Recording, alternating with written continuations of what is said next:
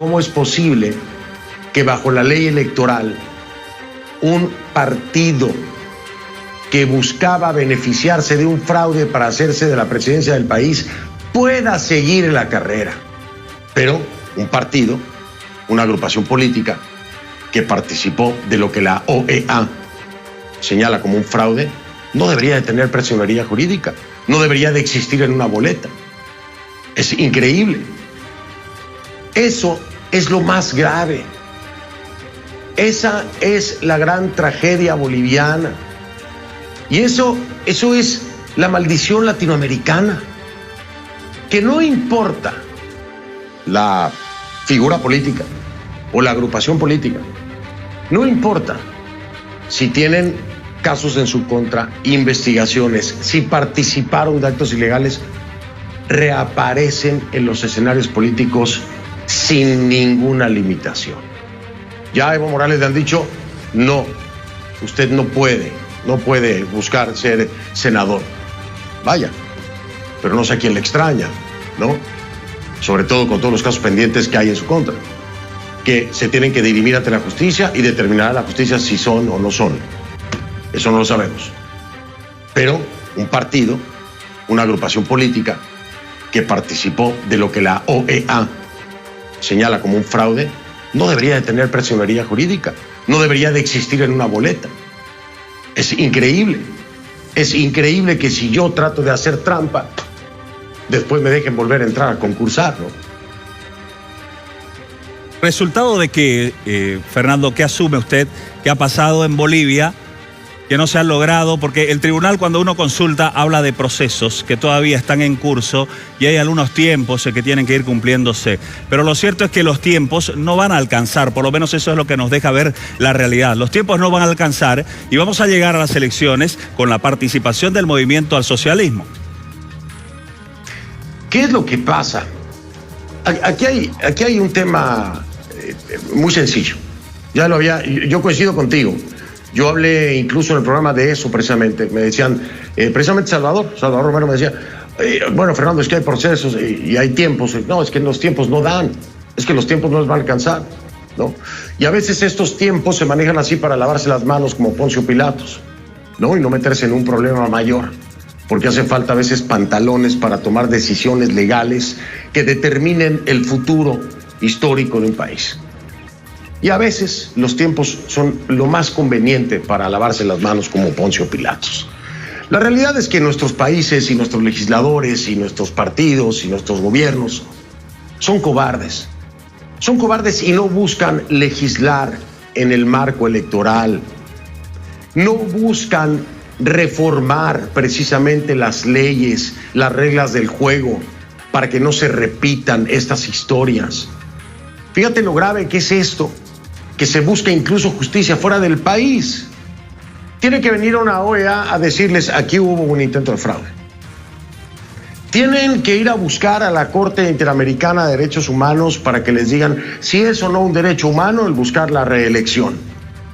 Tiene que ir a una Corte Penal Internacional para acusar al expresidente de presuntos crímenes de lesa humanidad. Y entonces en la casa no se acusa a nadie. Y entonces en la casa no se arreglan las cosas. ¿Qué es lo que pasa? Que mientras tú no tengas un balance de poderes, mientras el legislativo esté dominado por el partido oficialista, nunca van a legislar en temas que los pueden afectar en el futuro. Fernando, ¿hubo fraude en Bolivia o no? Pues de acuerdo a lo que determinó la Organización de Estados Americanos, hubo fraude. Así ha sido analizado y así ha sido presentado después de este minucioso trabajo que ha hecho la Organización de Estados Americanos, ¿no? Creo que hay suficientes elementos como para poder verlo así. Hay quienes aún insisten en que no hubo tal fraude, pero irregularidades recurrentes que finalmente favorecían solamente a uno de los partidos que casualmente era el partido que se encontraba en el poder, es decir, Evo Morales y el MAS, pues la definición para mí es fraude, ¿no? Basándome en lo que la OEA determinó. ¿Cómo ven a Bolivia desde el exterior las perspectivas económicas complicadas para todo el mundo, ¿no es cierto?, por este tema del coronavirus, pero de manera muy particular, ¿cómo ven a Bolivia? Pues no sé cómo lo vean los demás, yo lo veo muy mal, particularmente lo que puedo es darte mi opinión. Bolivia llega a unas elecciones en el peor de los momentos, en el peor de los años, en medio de una pandemia, en un país en el que ni siquiera se puede obtener justicia y hay que ir a buscarla fuera. Tal es el caso, ya lo mencionabas tú, de las elecciones, cuando fue la Organización de Estados Americanos la que tuvo que intervenir. Ahora se va a la Corte Penal Internacional de La Haya para poder presentar acusaciones de presunto terrorismo y crímenes de lesa humanidad en contra de Evo Morales, porque la legislación boliviana no encuentra el espacio para hacerlo. Y de nueva cuenta estamos viendo que el mejor aliado del MAS, del partido del expresidente Evo Morales, pues el mejor aliado es toda la oposición. Toda la oposición que está fragmentando el voto de una manera espeluznante y que ninguno cede, a pesar de lo bajo que pueda ser el porcentaje en la intención de voto para cada uno de ellos. Me refiero, por ejemplo, a Tuto Quiroga, ¿no?, que no tendría pues nada que esperar en términos de competencia. Y entonces vemos cómo se empiezan a dividir los departamentos. Estamos viendo Santa Cruz, estamos viendo el Beni, dependiendo obviamente del candidato, es que se tiene mayor número de votos, pero se pierden los demás, ¿no? Y el escenario es que mientras la oposición continúe así, en esa posición de fragmentar y segmentar el voto de la forma que lo están haciendo, es muy factible que puedan incluso perder en primera vuelta. No lo ha entendido Carlos Mesa, no lo ha entendido Yanine Áñez, no lo ha entendido Camacho, no lo ha entendido Tuto Quiroga, parece que no lo han entendido. La realidad es que hoy por hoy esa es la mayor ventaja que tiene el MAS. En lugar de sumar fuerzas, como se haría inteligentemente, si realmente el objetivo es vencer al movimiento del socialismo. Si el objetivo es tratar de figurar independientemente y no actuar de manera patriota, pues entiendo la posición de cada uno de ellos.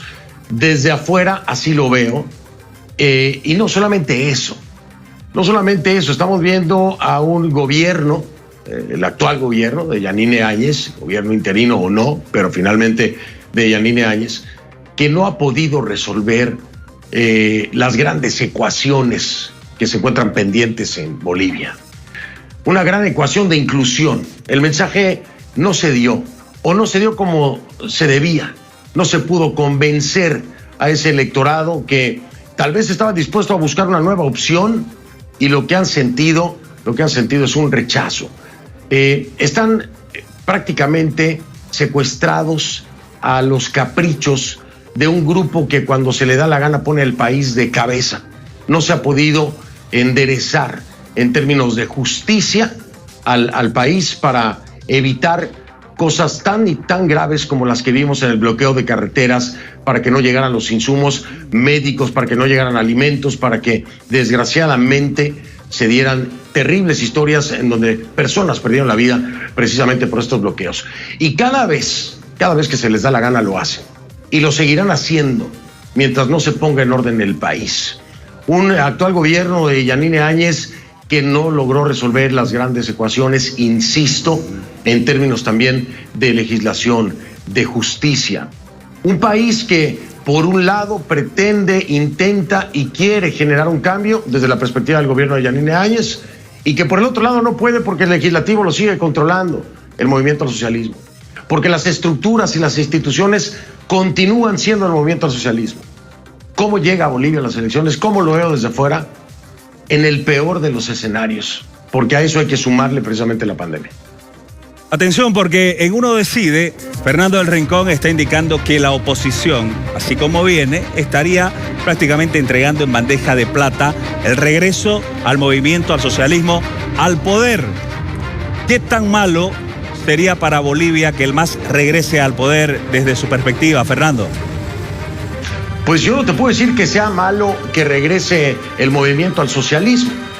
No te puedo decir que sea malo porque tampoco podemos cargar de los pecados de Evo Morales a los integrantes del movimiento al socialismo. Pero con el historial del movimiento al socialismo, con lo que hemos visto que muchos de sus legisladores pretenden, intentan hacer, torciendo la justicia, pues yo no le veo el mejor de los futuros, ¿no? Con la cantidad de personas del movimiento al socialismo que están siendo investigadas, de las cuales hay una dudosa reputación, pues no le veo muy buen futuro. Entonces, ¿qué tan malo puede ser? Pues en la medida en que los personajes de dudosa reputación del movimiento al socialismo que participaron del gobierno de Evo Morales vuelvan a tener participación en un nuevo gobierno, vuelvan a ocupar puestos de poder, no sean sometidos a la justicia boliviana y obligados, en caso de resultar responsables, a pagar por los delitos que hayan cometido. Bajo este escenario y bajo esta perspectiva, pues no le veo nada de bueno. Pero tampoco te puedo decir que le veo nada de bueno a cualquier otro de los candidatos y a cualquier otra de sus agrupaciones políticas, porque no sabemos cómo van a funcionar. Esa es la realidad. Y qué tanto se van a abrir las puertas para que Evo Morales pueda regresar al país sin enfrentar ningún cargo, ningún proceso legal, ningún proceso judicial. Si esa es la tirada del movimiento al socialismo, si esa es la tirada de la agrupación política, pues no le veo nada positivo. Ahora, todo esto que te estoy diciendo, pues en parte son suposiciones y temores, y en otro es un comportamiento constante que se ha podido verificar y que se ha reiterado. El voto en el exterior para Bolivia es muy importante, y en ese sentido Argentina es determinante por la cantidad de bolivianos que van a asistir a las urnas allá. ¿Cómo ve, Fernando, la realidad que tenemos actualmente con declaraciones que se dan por parte de autoridades argentinas y que tienen que ver directamente con lo que va a pasar este próximo 18 de octubre? Hay una representación que se ha hecho desde Bolivia a través de Cancillería, que incluso está hablando de una injerencia muy dañina por parte del gobierno argentino de cara a lo que se viene este 18 de octubre con las elecciones para Bolivia. ¿Cómo lo ve, Fernando? Pues mira, Alberto, el gobierno del presidente Fernández no ha podido entender el costo político tan alto que puede tener esto para los Fernández, ¿no? Estoy hablando de Alberto Fernández y de Cristina. El costo político es elevadísimo. El costo político es elevadísimo. Hay acusaciones, por supuesto, de presunto terrorismo y otras cosas que en su momento encontrarán cauce legal.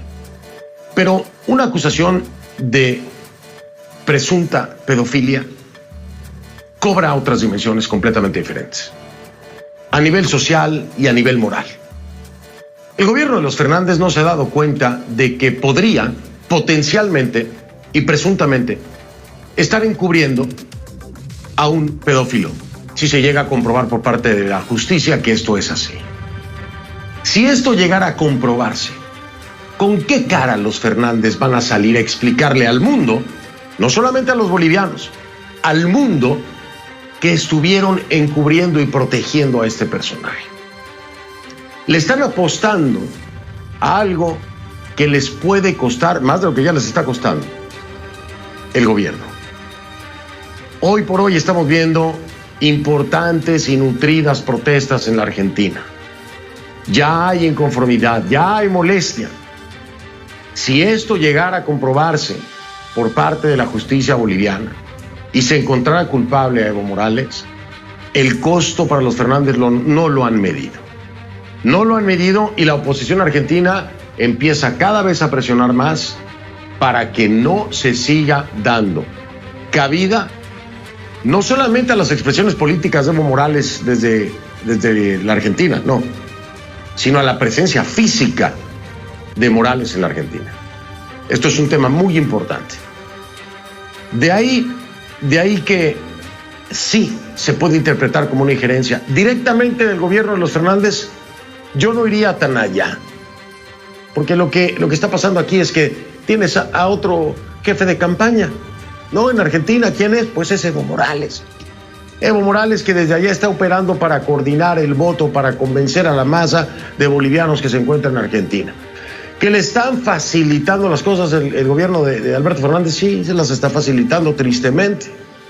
El tema es que desde un principio el gobierno de Fernández no aceptó, no reconoció el gobierno de Yanine Áñez, como tampoco el de mi país con Andrés Manuel López Obrador en México. Y desde ahí estamos en un problema. Cuando no hay reconocimiento del gobierno en turno, pues entonces, ¿de qué manera se puede reclamar? Ahora, accionar los mecanismos importantes para poder forzar legalmente a que esto termine en el escenario internacional. Hay muchos, y por eso te decía, lo ha hecho. La canciller Longarik se ha cansado de mandarle cartas a todo mundo, hombre. La canciller Longarik ha hecho lo más que puede diplomáticamente, lo hizo con México, lo hace con Argentina. Sí, pero aquí hay que ir directamente al grano, en la legislación internacional, en los acuerdos internacionales, conminar a la OEA, pero con mano firme, no con diplomacia, porque se están violando acuerdos internacionales con lo que está permitiendo Fernández. Si se quiere poner un alto a la injerencia de Evo Morales desde la Argentina en la elección, pues ya es muy tarde hoy por hoy, ¿no? Pero se pudo haber hecho antes. Se fue muy tibio, se fue muy temeroso por parte del gobierno de activar mecanismos mucho más contundentes. Y hoy ya no lo van a hacer, hoy ya es demasiado tarde. Le tocará al gobierno en turno desactivar eso que es una bomba de tiempo y que tiene nombre y apellido, es Evo Morales. Volvemos a nuestra realidad, Fernando, y para cerrar la entrevista, ¿cómo calificaría usted la gestión que está haciendo el gobierno de Yanine Áñez en este tema de la pandemia del coronavirus? Te lo decía, es muy difícil también, específicamente con el tema del coronavirus, es muy difícil poder responsabilizar a un gobierno interino que tomó el país como estaba. No es un gobierno que ha tenido la oportunidad de desarrollar un plan de salud, que ha tenido la oportunidad de reforzar y hacer crecer la estructura de salud en el país. La realidad es que toma a un país con grandes carencias y trata de hacerle frente, trata de salir al paso con el poco tiempo que tiene después de 14 años de deterioro. Entonces, ¿hasta dónde ha manejado las cosas bien con el tema de la pandemia? Es difícil decir cuando no tienes una estructura de salud estable, cuando no tienes las herramientas para trabajar. Sé que hoy por hoy hay sospechas, hay reclamos, hay acusaciones de que incluso se habría estado manejando un negocio por debajo de la mesa. Bueno, hay que llevarlo a la justicia y se tiene que dirimir y se tiene que determinar, ¿no? Y eso será otro tema. Y habrá que determinarlo, porque si lo hicieron, bueno, no tienen vergüenza. Pero la realidad es que acusar a este gobierno de ser responsable de un mal manejo, bueno, si no me diste hospitales, si no me diste insumos, si no me diste las herramientas necesarias, pues ¿cómo voy a operar? No me parecería tampoco justo. Lo cierto es que tampoco es que han sido muy acertados, vamos a ser honestos. Muchísimas gracias. Uno decide. La Red 1 de Bolivia conversando con Fernando del Rincón. Muchísimas gracias por estos minutos, Fernando. Que pase buenas noches. Igualmente, gracias, buenas noches. Saludos a todos.